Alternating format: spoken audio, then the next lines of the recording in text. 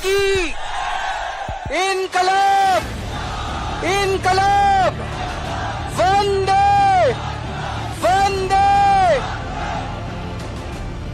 आज आपके बीच में आके बहुत अच्छा लग रहा है।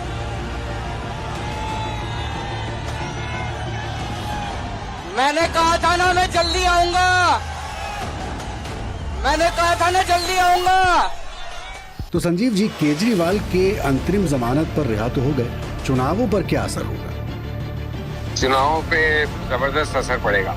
अब देखिए, इसको क्वांटिफाई करना तो मुश्किल है, कितनी सीट्स में तब्दील होगा वो असर, लेकिन एक आपकी कैंपेन में, एक इंडिया अलायंस की कैंपेन में, उसमें एक गर्मी आएगी, एक नया जोश आएगा, एक जनता से, जनता को जो काफी अपील जिसकी जनता में है और जो बड़े जबरदस्त ढंग से प्रहार कर सकता है बीजेपी पे और उनके नेतृत्व पे, तो मतलब अभी कितना लाभ होगा ये कह पाना मुश्किल है, लेकिन लाभ किसको होगा ये स्पष्ट है, आप और इंडिया को होगा जितना भी, तो उससे माहौल गर्माएगा और एक साइकोलॉजिकल भी बूस्ट मिलता है इस तरह की उनकी जमानत पे ही सही, लेकिन रिहाई पे।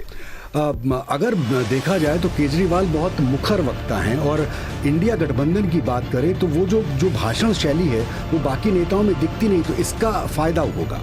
बिल्कुल, आपने एक्चुअली जो मैंने उत्तर में कहा उससे ज्यादा बेहतर ढंग से तो उसको बांध दी बात को।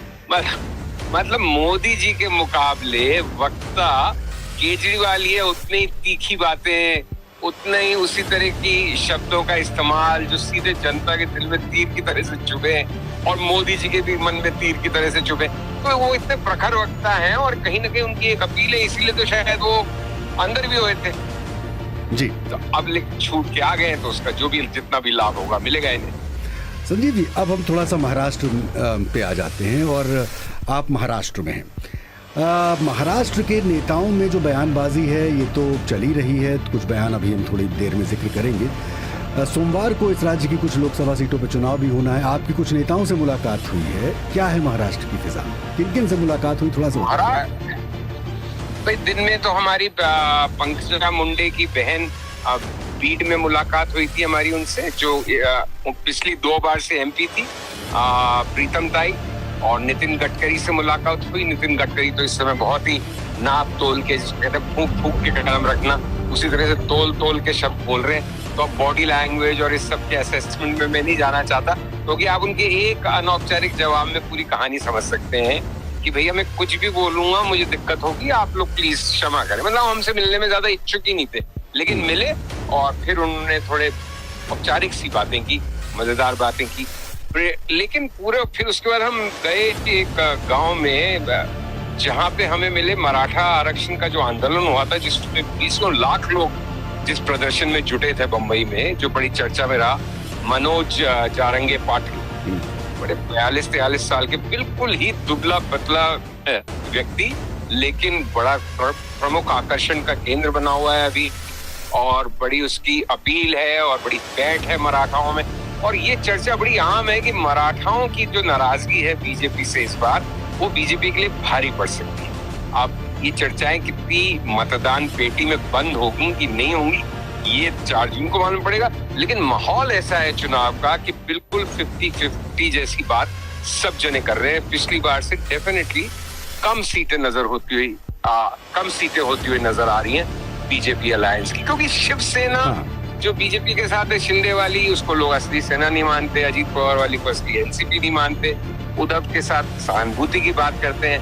अब ये सब क्या उतनी है कि बीजेपी की हार और जीत का फर्क कर सके, ये कह पाना अभी मुश्किल है। आप असली नकली की बात कर रहे हैं और यहीं पर मैं एक बयान का जिक्र कर दूं। आज प्रधानमंत्री मोदी ने निशाना साधा और कहा कि नकली शिवसेना वाले मुझे जिंदा गाड़ने की बात करते हैं। उद्धव ठाकरे ने मोदी पर पलटवार किया और कहा कि जो मुझे नकली कह रहे हैं वो नासमझ हैं, ये सिर्फ मेरा अपमान नहीं बल्कि मेरी माँ और जो मेरे पिता बाला साहेब हैं उनका अपमान है।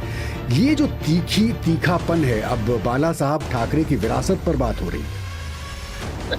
अब देखिए, यहाँ पे मेरे ख्याल से मोदी जी कमजोर विकेट पे है, क्योंकि जब बाला साहब की विरासत की बात करें, चाहे वो ये कहते रहे कि वो हिंदुत्व से हटके कांग्रेस से चले गए, लेकिन अब बाला साहब की असली पुत्र और संतान तो उद्धव ठाकरे है ना, तो अब उद्धव ठाकरे वाली सेना को आप नकली सेना कहोगे। जैसे मोदी जी बार बार कहते हैं और लोग मानते हैं कि मोदी जी पे जितने हमले होते हैं, प्रहार होते हैं राजनीतिक, उसका लाभ मोदी जी को मिलता है। उसी तरह से इस समय कुछ ऐसा माहौल बन रहा है कि जितना आप उद्धव को नकली कहोगे, वो शिंदे तो असली हो ही नहीं सकते ना। शिंदे की क्या संबंध, शिंदे तो ये कार्यकर्ता थे बड़े और बड़े प्रमुख समर्थक थे।